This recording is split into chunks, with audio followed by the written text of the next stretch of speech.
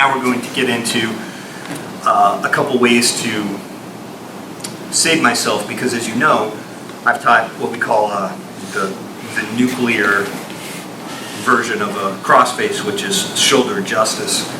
You know, people will tap from that, or it would just completely shut them down. So from here I want to get into a few other things. So let me circle, please. Okay. From here, okay, John has the crossface, and again, you know, just to kind of talk about,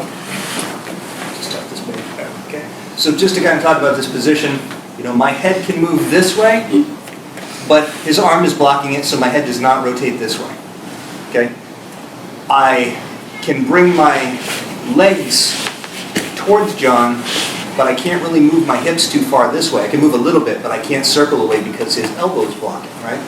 So that's the strength and weakness of staggered arm positions, is I can move in one direction, I can't move in the other. So I sort of need to work within that plane.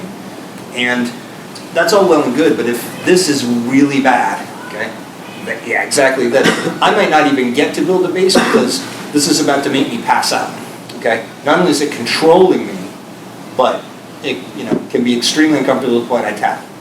It just shuts down anything else I want to do.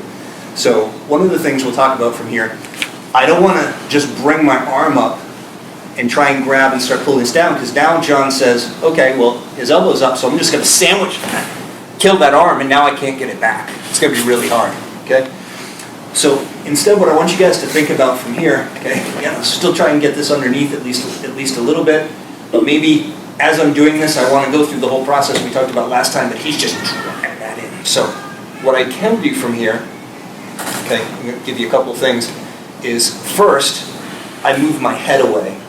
And what I'm going to do is I move my head away, is also just walk up just slightly. So I make a little space, grab the inside of the crook of his elbow, and then pull my elbow back in real quick before he can kill it. Okay, so from here, move my head away, and I walk up just a little bit, which means he's going to kind of follow me here. I kind of do a small bridge in there. Now when I grab this, my fingers go in the crook of his elbow, and then I pull my elbow, okay, go ahead, back down, and I do a little oblique crunch here. Okay, so now drive it in. Okay, so he can't kill my arm because my elbow is back in between us. I'm pulling this down sort of into my shoulder, and I'm crunching in here. Now my leg goes back. Okay, so if there's any space in there, I can connect my elbow and my knee and start pulling guard. If he stays jammed up right against my hip, okay, keep going. Now from here, now I start this game again. Go right back into it. Okay, let's look from this angle.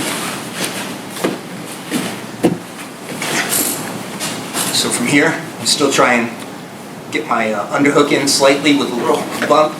This is starting to make me black out, so I'm going to move my head away slightly, and simultaneous movement is I'm going to walk my feet up so that I, in turn, kind of walk my shoulders up. And I do this. Okay, so kind of like a little walk up and a little bridge, and on the way down, I pull this in, oblique crunch. This knee right up against his hip, so if there's any space, I can start pulling guard. If he's super tight to me, okay, I start this process again. And then start to work my way out. Make sense? Okay, let's go ahead and try that with a partner.